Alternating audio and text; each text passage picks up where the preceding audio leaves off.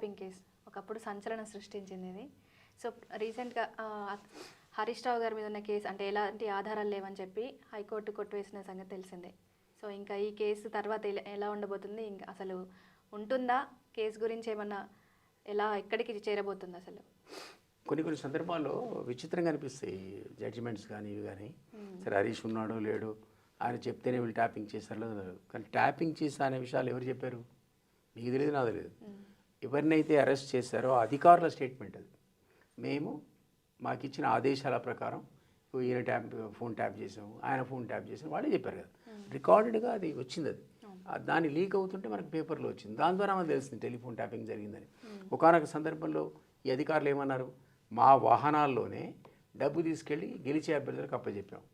మా మేము phone tapping చేసి ఎవరైతే అపోజిషన్ లీడర్స్ కాంటాక్ట్ చేస్తున్నారో అక్కడ డబ్బులు పట్టుకున్నామన్నారు. డబ్బులు పట్టుకోవడం వల్ల వాడు ఓడిపోయి ఉంటాడు, వాడు డబ్బులు పంచడం వల్ల వాడు గెలిచి ఉంటాడు. ఇది అన్డెమోక్రటిక్ కదా, ఎలక్షన్ స్పిరిట్గా అగైనెస్ట్ కదా.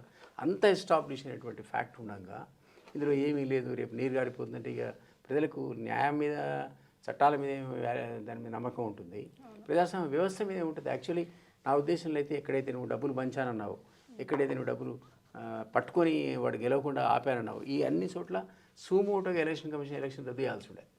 అది 25 కానివ్వండి 50 కానివ్వండి, ఆ కాన్స్టిట్యున్సీలో కనుక యూనిలాటరల్ డెసిషన్ తీసుకొని because of the evidence produced by investigating agency మీరు ఆ ఎలక్షన్ క్యాన్సిల్ చేసి ఉంటే రాబోయే రోజుల్లో డబ్బులు పంచడానికి కానీ డబ్బులు పట్టుకోవడానికి కానీ పోలీసులు ట్రాన్స్పోర్ట్ చేయడానికి భయపడేవాడు.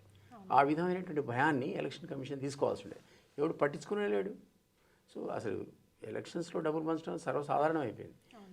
మీడియాపై మైక్ పెడితే ఎందుకు రా బాబు నువ్వు ఓటు పోలేదంటే అందరికి డబ్బులు ఇచ్చి మా ఊరికి వేయలేదు అందుకే బాగా అంటాడు. మన 4ంటికి పొలవమని పోతాడు, ఏంది అంటే వచ్చినాయి అంటాడు. ఇదే ఓటింగ్ అసలు. ఇప్పుడు మొన్న జూబ్లీ హిల్స్లో కాంగ్రెస్ పార్టీ 5,000 పంచింది,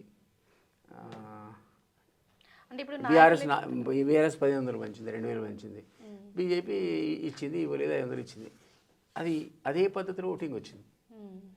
తక్కువ పంచిన బీజేపీకి ఏమో డిపాజిట్ గల్లంత అయింది. రెండో స్థానంలో బీఆర్ఎస్ ఉంది. ఎక్కువ పంచిన అభ్యర్థి గెలిచాడు. ఇది మీరు ఎలక్షన్ అంటారు అది. సో ఎలక్షన్ అది బికమే మోకరి.